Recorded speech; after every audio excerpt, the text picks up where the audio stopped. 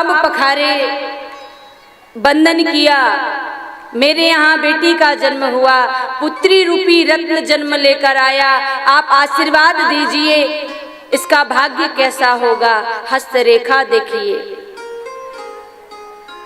माता पिता को सबसे ज्यादा चिंता होती है कि मेरी बेटी का भविष्य कैसा होगा, मेरी बेटी का विवाह किससे होगा, मेरी बेटी सुखी रहे, इसके लिए मैं ऐसा कौन सा परिवार खोजूं जहां पर मैं निश्चिंत होकर अपनी बेटी का हाथ सौंप सकूं। माता पिता को नींद नहीं आती है, जब बेटी जवान होती है तो चिंताएं लग जाती हैं।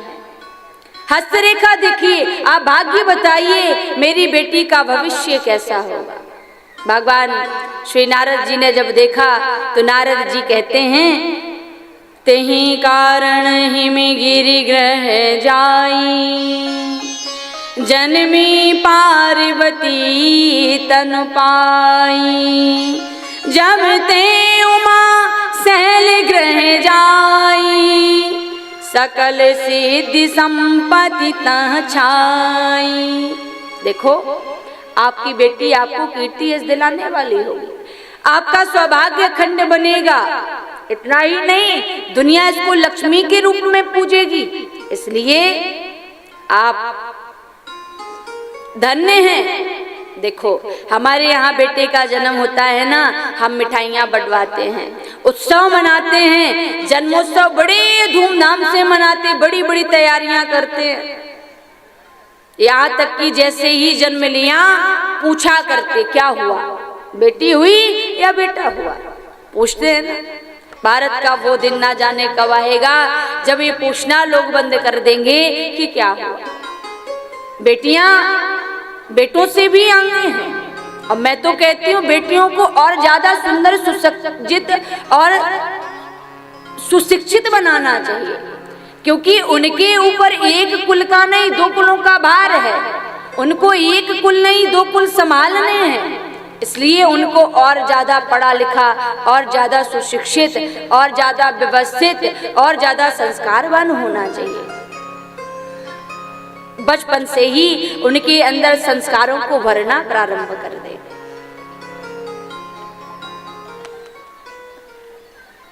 बेटी जब जन्म लेती है, मोह बिगाड़ लेते हैं। बेटी हुई है, धीरे से बोलेंगे लक्ष्मी आई है। अरे भाई, लक्ष्मी आई है तो खुश होकर के प्रसन्नता से बोलना चाहिए, मेरे घर लक्ष्मी आई है, उत्सव मनावे, मंगल गान करवे, बधाइयां देवे, पटाखे चलावे, लक्ष्मी आई है, मिठाई बंटवावे। धीरे से मुंह बिगाड़ के कहते हैं लक्ष्मी आई है। अरे भाई, लक्ष्मी आई है तो फिर और प्रसन्न होना चाहिए। बड़े भाग्यशाली होते वो परिवार जिनके घर में पहली संतान बेटी जन्म लेकर आती। कहा बेटी जन्म लेकर आए तो सौभाग्य, आखिर में क्यों? क्योंकि बेटी संवेदनात्मक होती है, संवेदनाएं जागृत करती है, व्यक्ति को झुकना सिखाती है, अहंकार रहित जीवन बनाती है। इसलिए बेटी सौभाग्य से हमको प्राप्त होती है। आप बड़े भाग्यशाली हैं, बड़े सौभाग्यशाली हैं। आपके घर में स्वयं जगदम्बा, पराम्बिका, जगदम्बिका मैया पार्वती जन्म लेकर आई हैं। और देखिए, वो कोई साधारण कन्या नहीं है, वो दक्ष की बेटी सती अहंकार को त्याग कर श्रद्धा में परिवर्तित होकर पार्वती बनकर आई है। जब तक सती थी तो राम कथा की अधिकारी नहीं बनी, अब पार्वती बनकर आई, श्रद्धा बनकर आई, तो अब महादेव से राम कथा वो सुन पाएंगी, अब उनको राम कथा सुनने को मिलेगी। देवी भागवत में संपूर्ण कथा कृष्ण कथा है। जितनी कथा है देवी भागवत की वो संपूर्ण कथा कृष्ण कथा है। यदि सुनाने लग जाऊंगी तो आप कहेंगे दीदी देवी भागवत नहीं है तो कृष्ण कथा हो रही है, तो भागवत महापुराण कह रही हैं आप। शिव महापुराण में संपूर्ण कथा राम कथा है, और यदि सुनाती हूँ, सुनाने लग जाऊंगी पूरा, तो आप कहेंगे दीदी हम तो शिव पुराण सुनने आए थे, आप राम कथा सुना रही हैं। लेकिन शिव महापुराण में श्री राम तत्व का ही वर्णन है, इधर उधर की बातें नहीं है। आनंदमयी माँ का नाम सुना होगा। आनंदमयी माँ बैठी थी संतों के मध्य में, आंखों से आंसू निकल रहे थे, कुछ बोल नहीं पा रही थी, वाणी थकित हो गई, नेत्र पुलकित हो गए। साधु संत महात्माओं ने कहा माँ आप कुछ बोलिए ना, आप बोलती क्यों नहीं है, आप कुछ मुझे सुनाइए ना, मैं आपसे सुनना चाहता हूँ। आनंदमयी माँ ने कहा एक बात बताऊं, मेरे राम और महादेव की कथा मात्र कथा है, बाकी संसार की सारी बातें व्यथा और प्रथा हैं। केवल केवल राम और महादेव की कथा मात्र कथा है। भगवान श्री नारद जी ने बताया आप तो बड़े भाग्यशाली हैं। सैल राज बड़े आदर कीना, पद पखार बर आसन दीना, निज सौभाग्य बहुत गिरि बरना, सुता बोली मेली मुनि चरणा,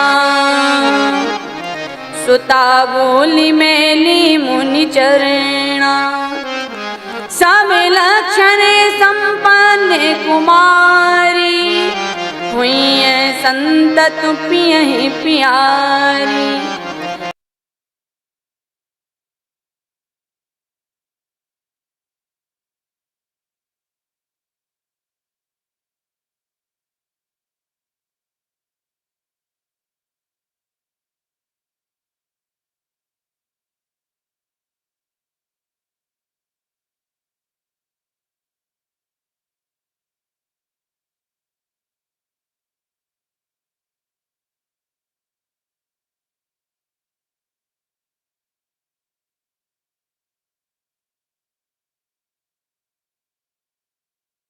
परिवार वाले हैं, ससुराल वाले हैं, वो लोग कैसे होंगे, उसका भाग्य कैसा होगा।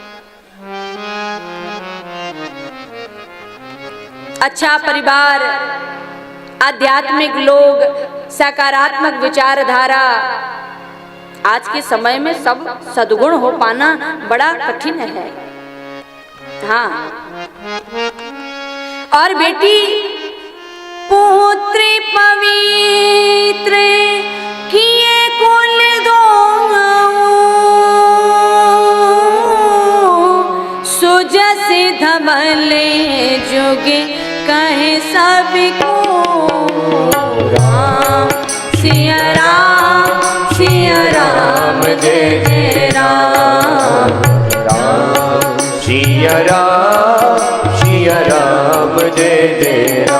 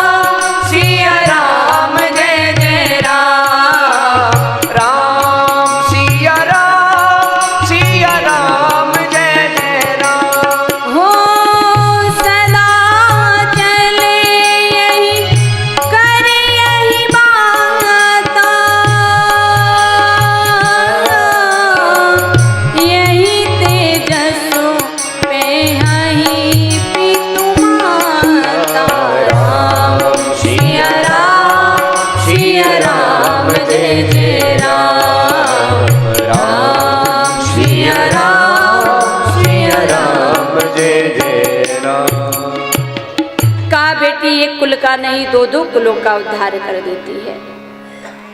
बेटा एक और बैठा होगा, यदि पिता को प्यास लगेगी तो बेटी पानी लेने जाएगी।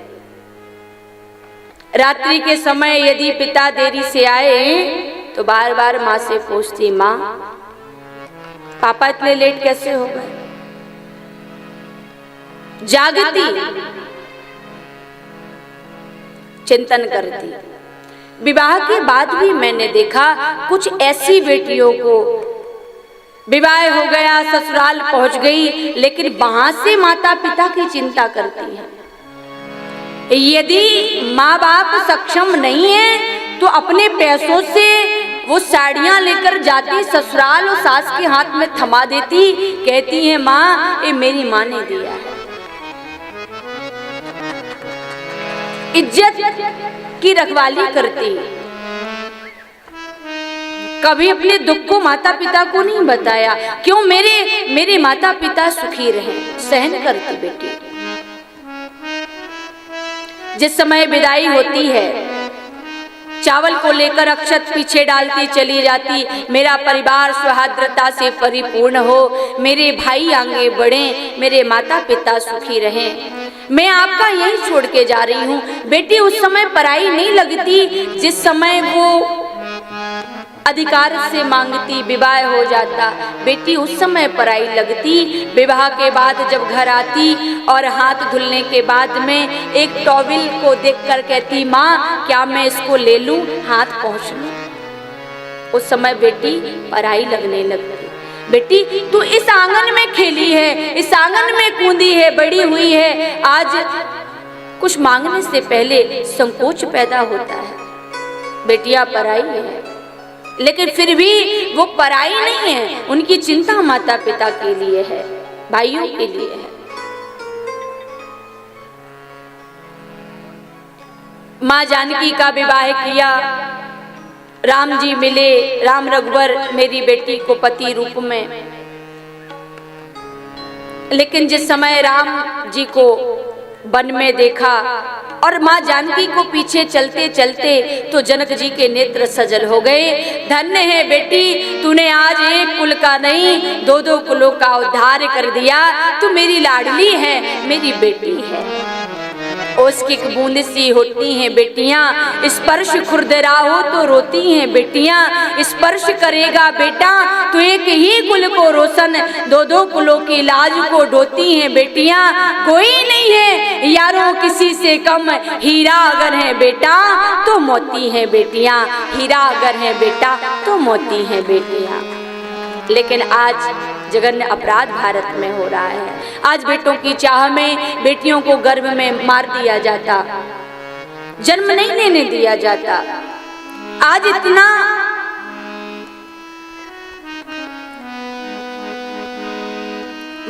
जिन बेटियों को गर्भ में नष्ट किया जा रहा है उनको त्रास होता है, रुदन करती है, बार बार प्रार्थना करती है, माँ मुझे जन्म दे दे, मैं तेरा जीवन बन जाऊंगी, संस्कारों की बनूंगी, गंगा तुलसी बनकर आऊंगी। माँ मुझे अंकुरित होने दे, मैं तेरा जीवन बन जाऊंगी। करुण कुरंदन करती, कुरई की भांति विलाप करती, बेटी की पुकार नहीं सुनाई देती। बेटों की चाह में बेटियों को मार दिया। आज स्थिति ये हुई 1000 बेटे हैं, 800 बेटियां हैं। जो हमारे घर में कलियां नहीं खिलेंगी, ईमानदारी से बताना आपके बेटों को बहुएं कैसे मिलेंगी। आज उम्र दराज बेटे बैठे हैं, शादी विवाह नहीं हो पा रहा है। फिर ऐसा होता कि चलो भाई जहां से रिश्ता होवे हम वहीं से बेटी लाए, और देखो आप बेटी नहीं लाते हो।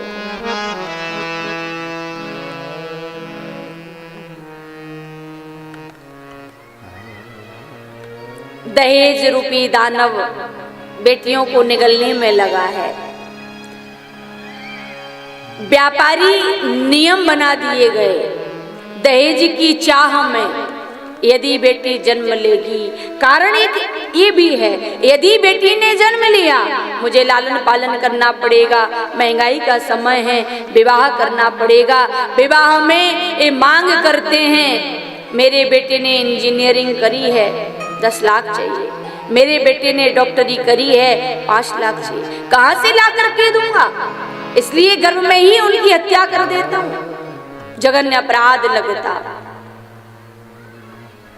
बड़े बड़े लोगों ने नियम बनाए, लेकिन गरीब की स्थिति बिगड़ती जा रही है। अरे आप जहाँ पर खड़े होकर विवाह में भोजन पाते समय जो कह रहे हो ना, ये भोजन अच्छा नहीं है, इसमें नमक ज्यादा कर दिया है, ये व्यवस्था कुछ ठीक ठाक नहीं है, उसी समय रुदन करता पिता हिसाब किताब लगा रहा है कोने में खड़ा होकर, अभी हमको मंडप वाले का देना है, अभी हमको दहेज का देना है, अभी फलाने का कर्ज चुकाना है। अपने घर गिरवी रख दिए बेटी का घर बसाने के लिए पिता ने। और स्थिति क्या हुई, विवाह के बाद ताने वाने सुनने पड़े, उनके घर अस्त व्यस्त हो जाते हैं। क्यों? आज हमने देखा अधिकतर लोग आज संबंध टिक नहीं पा रहे हैं, वो टूटते चले जा रहे हैं। कारण क्या है? पहले लोगों के अंदर धैर्य था, सहन शक्ति थी, सहन करते थे, संबंध टिके थे। अब आज प्रैक्टिकल लोग हो गए हैं, ज्यादा सहन शक्ति खत्म हो गई है, कोर्ट में मुकदमे पहुंच जाते हैं, तलाक की नौबत आ जाती है। यहाँ तो हाई कोर्ट से बहुत सारे लोग आते जाते हैं, पूरे कार्यक्रम ही हाई कोर्ट से काफी लोगों का आना रहा, क्योंकि हमारे रामशरण भैया जी भी हाई कोर्ट से ही जुड़े हैं। यहाँ लगभग 15 से 20 गांव के लोगों का यहाँ आगमन हो रहा है, ऐसे ही कि और भी ज्यादा। हाँ, बिलासपुर से भी, यानी मेरी समझ में अभी जो मैं देख पा रही हूँ 150 से 200 किलोमीटर से लोग यहाँ कथा सुनने के लिए आ रहे हैं। आज कवर्धा से हमारे जितेंद्र भैया जी आए, हाँ भाभी बैठी हुई हैं, तो कवर्धा से भी काफी लोग, बिमित्रा, मुगेली, बिलासपुर और भी आसपास के जो गांव हैं, सब जगह से। बड़ी लंबी गुफा है, द्वादश ज्योतिर्लिंग का दर्शन करते करते उसी में भ्रमण करते रहते हैं, तो यहाँ आते आते उनको देरी हो जाती है ना। तो कथा प्रेमी वो पहुंच जाते हैं, कितना भी किलोमीटर दूर हो उनके लिए कोई दूर नहीं है। तो मैं चर्चा कर रही थी, कारण क्या है, कोर्ट में मुकदमे क्यों पहुंचते हैं? क्योंकि हम ज्यादा सलाह देने वाले बन गए हैं, साथ नहीं देते हैं, सलाह ज्यादा देते हैं। हमें लोगों से सलाह नहीं लेनी है, हमको साथ चाहिए।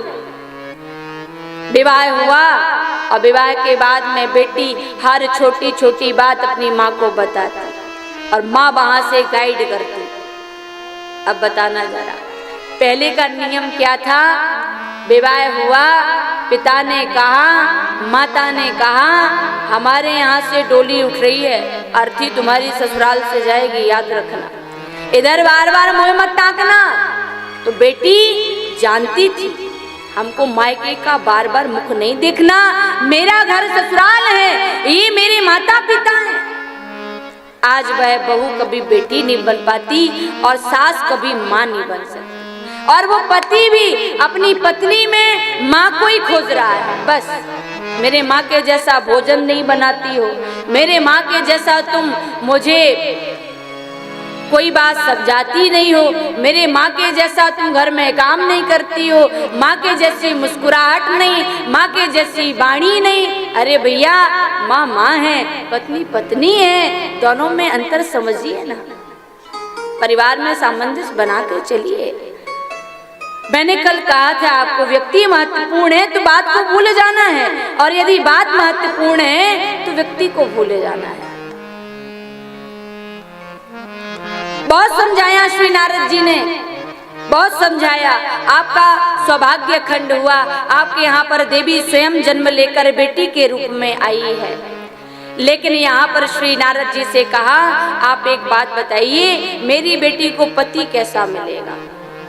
तो श्री नारद जी ने बोला, अगुने अमानो मातो पितो ही ना, अगुने अमानो मातो पितो ही ना, अगुने अमान मातो पितो ही ना, अगुने अमान मातो पितो ही ना, उदासीन सब संशय छीना, उदासीन सब संशय छीना, अगुने अमान मातु पितुहीना। श्री नारद जी ने कहा, हिमांचल से हिमांचल आपकी बेटी को कैसा पति मिलेगा मैं बताऊं? जिसके माता पिता नहीं होंगे, जिसका कोई